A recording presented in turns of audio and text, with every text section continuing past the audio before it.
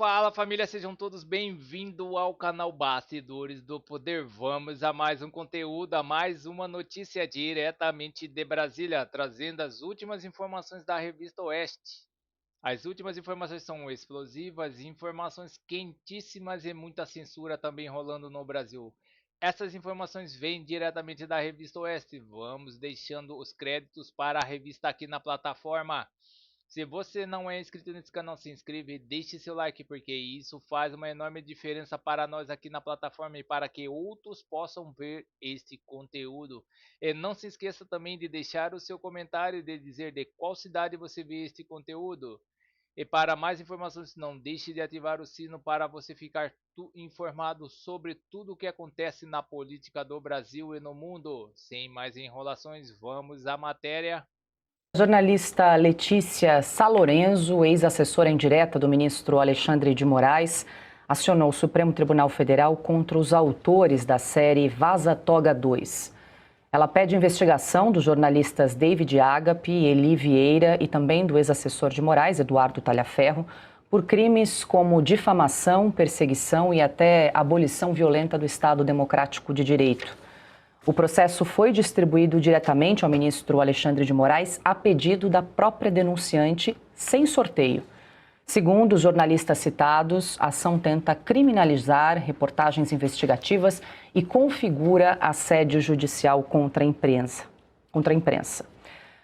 Ana, esse é um caso gravíssimo, mais um, envolvendo aí a Vaza Toga, Eduardo Talhaferro. Eu lembro que o nome da Letícia Salorenzo foi citado ainda na primeira Vaza Toga, quando o Glenn, na Folha de São Paulo, publicou a troca de mensagens, no gabinete paralelo de Alexandre de Moraes. Ela era citada como a bruxa e até então não sabia quem era esta jornalista, que agora que funcionava ali como uma ex-assessora indireta de Alexandre de Moraes e do Tribunal Superior Eleitoral, aciona o Supremo contra esses jornalistas que publicaram a nova troca de mensagens aí na Vaza Toga.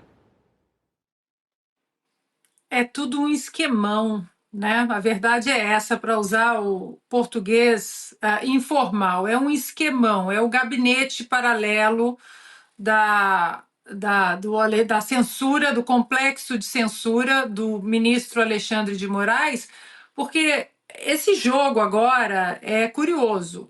O Moraes, sancionado pela Lei Magnitsky, violador de direitos humanos, o violador oficial de direitos humanos do Brasil, está lá o nome dele.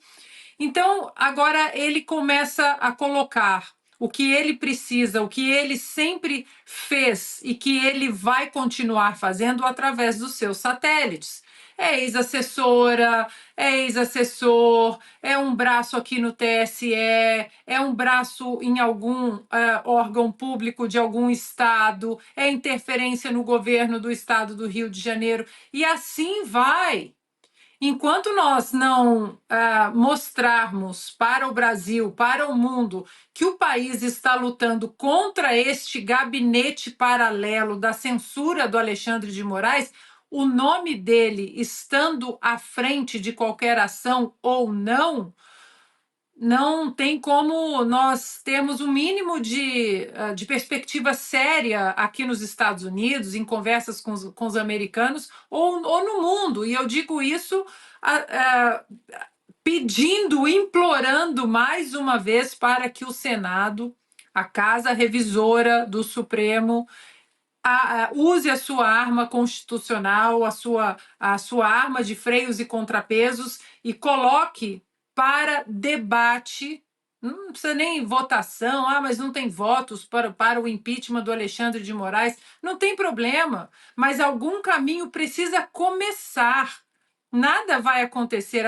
Esse complexo da censura do Moraes não vai cair do dia para a noite. Mas nós precisamos iniciar esse processo que o brasileiro não aguenta mais, porque hoje tem o Moraes como o cabeça, o monarca da censura no Brasil, mas vejam vocês quantos peões espalhados pelo Brasil agora ecoando essa premissa do Moraes de calar todos aqueles que querem mostrar o que está acontecendo no Brasil para o mundo. Não é só para a nação brasileira, não, para o mundo. Piotr, o jogo é pesado, né? Vale lembrar que Talhaferro foi considerado réu pela primeira turma do Supremo Tribunal Federal por uma denúncia apresentada pelo PGR. Paulo Gonet, eu quero aqui trazer até os crimes pelos quais Talhaferro foi denunciado e agora se tornou réu nessa ação penal que tramita na primeira turma do Supremo. Violação de sigilo funcional, coação no curso do processo, obstrução de investigação envolvendo organização criminosa e tentativa de abolição violenta do Estado Democrático de Direito. Nossa, tudo é a tentativa de abolição violenta do Estado Democrático de Direito. É a banalização de um crime grave. Calma, mas vamos lá. A primeira turma não deveria receber nenhum processo mais, até porque ela está prejudicada. Ela só tem 4 integrantes. Então você não tem análise de 5, como deveria ser. Embora turmas, como eu tenho dito com frequência aqui, já são uma excrescência em si, propriamente. Mas vamos lá. De novo, no caso dessa jornalista, ela vai lá e processa essa jornalista. Como é que é o apelido dela mesmo, Paulo? Bruxa. Bruxa. Ela processa os jornalistas que fizeram uma reportagem baseada em fatos que estão, obviamente, ao alcance de todos. Todo mundo já entendeu o que aconteceu na Lava Toga.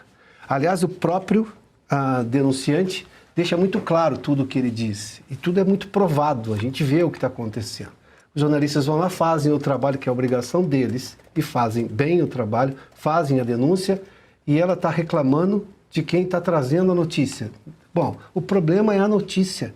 A notícia que foi gerada por uma atuação completamente fora dos limites republicanos por parte do Supremo Tribunal Federal. E aí o próprio ministro Alexandre de Moraes é quem vai julgar, sem sorteio novamente. E o Procurador-Geral da República hoje faz cara de paisagem diante das perguntas às quais ele deveria se dedicar a dar uma resposta convincente, coisa que talvez ele não seja capaz, mas também nem tentou. Nós estamos, de novo, aqui, nós estamos discutindo coisas assim. Bom, o tal do processo do Kafka diante da realidade brasileira é nada. Mas, vamos lá, mais uma vez o resumo da ópera. O denunciante demonstra claramente todo o abuso. Os jornalistas fazem uma matéria sobre isso. E aí agora é o processo por abolição violenta do Estado Democrático de Direito, perseguição, difamação, porque colocou num texto jornalístico os fatos. E o Brasil, eles querem dizer que a democracia voltou. Augusto, só para trazer essa jornalista a formação, né? Formada pela UFRJ, mestre em Linguística e doutoranda na UNB com pesquisas sobre fake news e manipulação discursiva. O que me causa espanto é o país do avesso. É o país do avesso. Porque se a gente fosse dividir aqui esse bando de gente aí, cujos nomes acabaram de ser citados, fosse distribuir assim, estamos num jornal e vamos noticiar, aí o jeito vai ficar ou na página de polícia, na editoria de polícia, pelo que fez, e os outros vão ficar na editoria de política, ou editoria internacional. Esses caras ficariam onde? Esses que nós citamos agora. Polícia. Polícia está tudo pelo avesso. Quem acusa é o culpado. O Gonet, ele é encarregado de acusar culpados. Ele acusa inocentes. Ele persegue inocentes. É isso que me espanta. E os jornais, os jornais estatizados, eles publicam esse noticiário todo que a gente está comentando, eles publicam pelo avesso. Pelo avesso, eles vão dar. Amanhã sai o jornal de papel ainda, que já é mais velho que o mundo. Ele já vem com a notícia, Paulo Gonet é reconduzido. Não vai sair uma palavra do que disse o senador Flávio Bolsonaro e o Girão. Não saiu uma palavra. Como se fosse normal.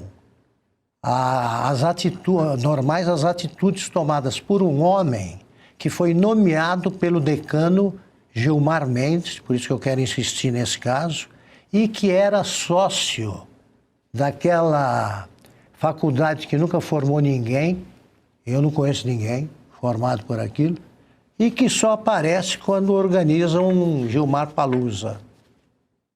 e que agora tem ligações com a FIFA. Olha só a rede de malfeitos, como eles chamam, nunca é corrupção. O filho do Gilmar Mendes virou diretor da FIFA.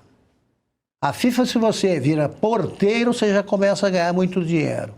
Ele é diretor. Silvio, eu quero te ouvir, mas antes deixa eu compartilhar aqui com a nossa audiência uma reportagem publicada no nosso site, revistaoeste.com, envolvendo essa jornalista, a Letícia Salorenzo. E aí convido o espectador a acompanhar essa reportagem já publicada no nosso site, Silvio, mas uma gravação que foi obtida aqui pela nossa reportagem mostra a Letícia enviando mensagens que foram recuperadas aí de um grupo de WhatsApp para o peritos do TSE, do Tribunal Superior Eleitoral. E no áudio, a Letícia diz o seguinte, aspas para ela: quero conversar, se não é possível, pegar o celular desses meus contatos e passar para vocês periciarem, que aí vocês fazem a festa. Fecho aspas. Lembrando que era um grupo de WhatsApp chamado Empresários e Política e eram empresários que se manifestavam aí em apoio à reeleição de Jair Bolsonaro, e ela então pegou esse conteúdo desse grupo de WhatsApp e passou informalmente para o TSE realizar essa perícia. Então tá aí a reportagem publicada no nosso site envolvendo essa jornalista que agora aciona o Supremo Tribunal Federal contra os jornalistas e contra Eduardo Talhaferro. Silvio. Colaborador informal. O nome disso é censura, Paula. É disso que se trata. É isso que ela estava fazendo, censura. Uma tentativa de colocar esse gabinete clandestino que funcionou ali, não se sabe exatamente se a mando do TSE ou do STF, até porque os dois gabinetes conversavam de forma tentacular, secreta e clandestina, mas é disso que se trata. Paula, olha só, esta jornalista, vou chamar de jornalista como você trouxe no enunciado, está defendendo a censura. Vivemos para acompanhar uma jornalista nessa altura do ano, né, em 2025 ou 2022, quando aconteceu a eleição presidencial, defender a censura contra um espectro político. Do que é que nós estamos falando? Nós estamos falando de uma ditadura de toga. É importante deixar isso muito claro para a população. Só que, neste momento, nós estamos em busca de punir o mensageiro. Você falava da Vaza Toga e o Eduardo Tagliaferro, por exemplo, pode ser extraditado em dezembro, eu acho que o dia 17 de dezembro, ele pode ser devolvido ao Brasil e vai parar numa cela, numa penitenciária. Nós vamos punir um mensageiro quando o problema é a mensagem. E vamos para mais notícia, pessoal. E vamos no site Conexão Política. Reviravolta chinesa surpreende governo Lula e faz anúncio em plena COP30. Rejeição chinesa ao principal projeto da Conferência Climática compromete captação de recursos e enfraquece discurso no Brasil.